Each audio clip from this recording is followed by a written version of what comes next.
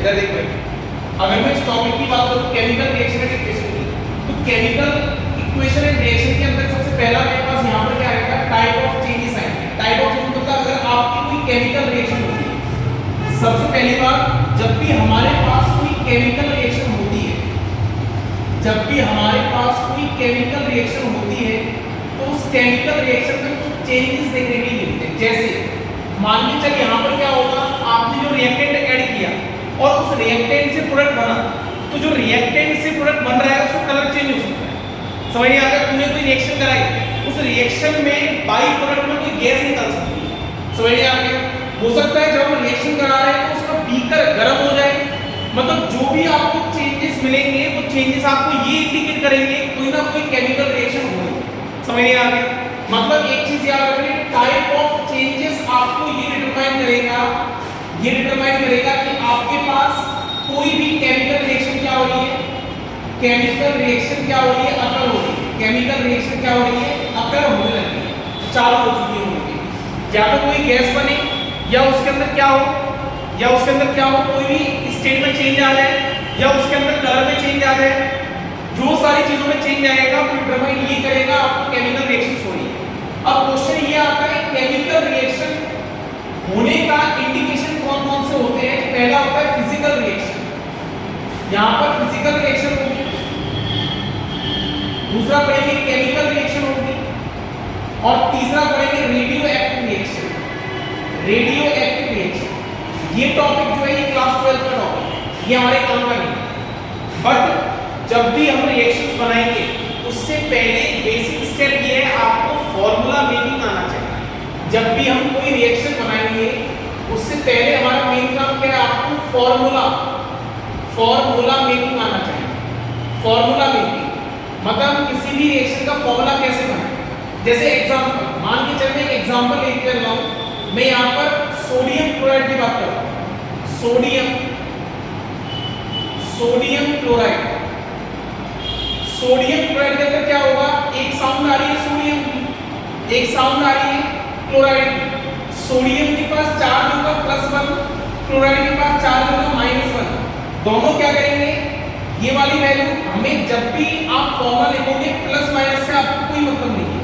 ये वाली वैल्यू जाएगी यहां पर, ये वाली वैल्यू जाएगी यहां पर। क्या होगा, cross multiplication.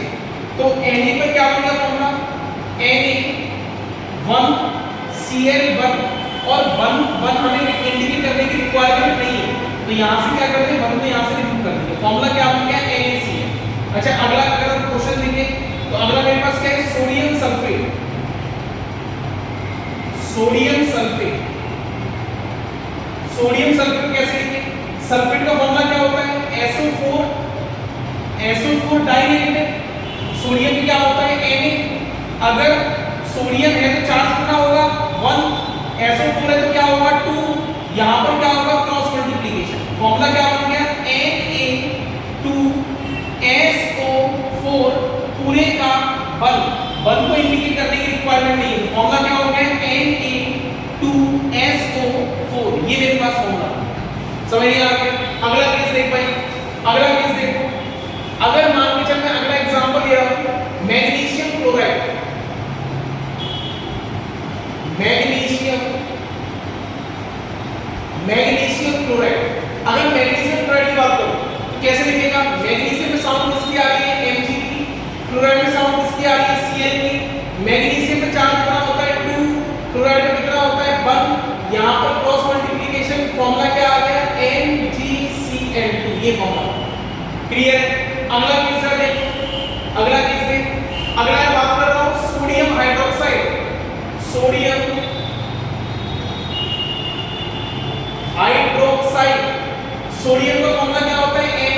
Hydroxide OH, Na की बात करी जाए तो 1, OH की बात करी जाए -1, तो यहां पर बना गया क्रॉस मल्टीप्लिकेशन। क्या हो गया, Na1OH 1 यहां से क्लिक, NaOH, ये मेरे पास फॉर्मूला। समझ में आ गया? अब मैं एक और फॉर्मूला बोल रहा हूं, यहां पर एक एग्जांपल है मेरे पास, aluminium sulphate. Aluminium sulphate, aluminium sulphate को देखो, एल्यूमिनियम मतलब एयर, एयर का चार्ज कितना होता है, ट्राई पॉजिटिव। सल्फेट में क्या होगा SO4 die negative, di tri, try वाला यहाँ चला जाएगा, डाई वाला यहाँ चला जाएगा, क्या बनेगा रिएक्शन में एल्यूमिनियम 2 SO4 का होल थ्राइस, तो ये फॉर्मूला बनके रेडी है। समझ नहीं आ रहा? मतलब सबसे पहला बेसिक स्टेप हमारा ये है कि आपको यहाँ पर इन केमिकल रिएक्शंस को याद रखना है और ये केमिकल फॉर्मूला बना लोगे तो आप आसानी से रिएक्शन को बैलेंस कर पाओगे। तो पहला स्टेप है केमिकल फॉर्मूलेस को बनाना। दूसरा मेन काम different type of chemical reaction, आपके पास अलग अलग प्रकार की केमिकल रिएक्शन होती है। कौन कौन सी रिएक्शंस?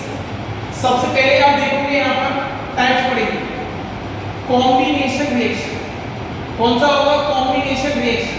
सेकंड होगा decomposition reaction, decomposition reaction.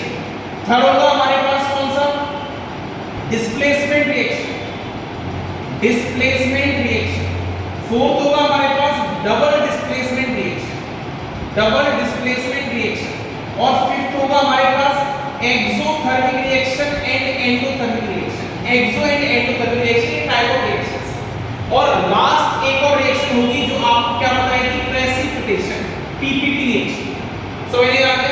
PPT मतलब होता है कोई रिएक्शन के नीचे कुछ बैठा हुआ मिल गया। समझ नहीं आ रहा? कोई रिएक्शन हुई, उसके नीचे आपको कुछ बैठा हुआ मिल गया, सेटलमेंट मिल गया, उसको क्या बोलते हैं? पीपीटी। एक्सो एंडो में क्या होता है? हीट निकलती है, हीट जाती है। समझ नहीं आ रहा?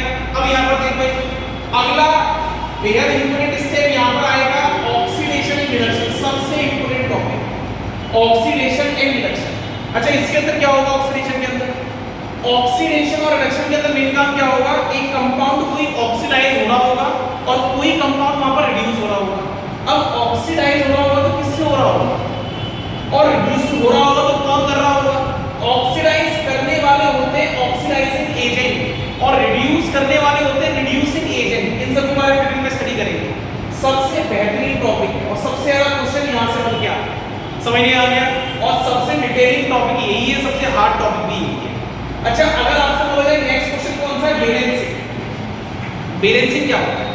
किसी भी रिएक्शन को पूरी तरीके से बैलेंस करना, मतलब right hand side is equal to the left hand side on the basis of concept law of conservation of mass, law of conservation of mass, law of conservation mass के आधार पर पूरी रिएक्शन को classify करना और उसके आधार पर पूरी रिएक्शन को बैलेंस करना, उसको हम क्या बोलते हैं? Balancing reaction.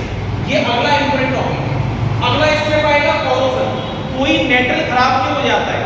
कोई मेटल के खराब होने का रीजन क्या है? उस मेटल पे रस्टिंग हो रही है। रस्टिंग मतलब होता है आयरन का खराब होना, आयरन का वाटर और ऑक्सीजन की वजह से खराब होना। अब रस्टिंग हो रही है तो रस्टिंग को आप बचा सकते हो, कोई मेथड है बचाने की। आप उनके ऊपर पेंट कर रहे हो, आप उनके ऊपर जेरेनोवेज का पेंट कर रहे हो, तो आपके पास जो भी रस्टिंग को बचाने की जो मेथड है वो कौन सा हो जाएगी? Prevention of rusting. कितना क्लियर है? अगला स्टेप मेरे पास आएगा रेंसिडिटी, मतलब हमारे फूड का खराब हो जाना। हमारे जितने भी फूड आइटम्स होते हैं वो ऑक्सीजन के प्रेजेंस में, पानी के प्रेजेंस में खराब क्यों हो जाते हैं? ड्यू टू द किसी कारण होंगे, रेंसिडिटी होने के कारण वो खराब हो जाते हैं। कितना क्लियर है? तो इस टॉपिक के बारे में आगे जाकर पूरी डिटेल स्टडी करेगा। पर ये सबसे ज्यादा इंपॉर्टेंट, इसके अंदर जो मेन क्वेश्चन बनते हैं, पहला टॉपिक यहाँ से इंपॉर्टेंट है, क्वेश्चन बनेंगे ही बनेंगे, बैलेंसिंग से क्वेश्चन बनेगा और कोरोजन से क्वेश्चन बनेगा। ये चार टॉपिक इस टॉपिक के सबसे इंपॉर्टेंट है टॉपिक्स। समझ नहीं आ गया? और बेसिक पार्ट ये क्लियर होना चाहिए, याद रखना भाई को समस्या क्लियर है? बेसिक पार्ट ये अपने को प्रॉपर्ली आना चाहिए। कोई दिक्कत बता भाई?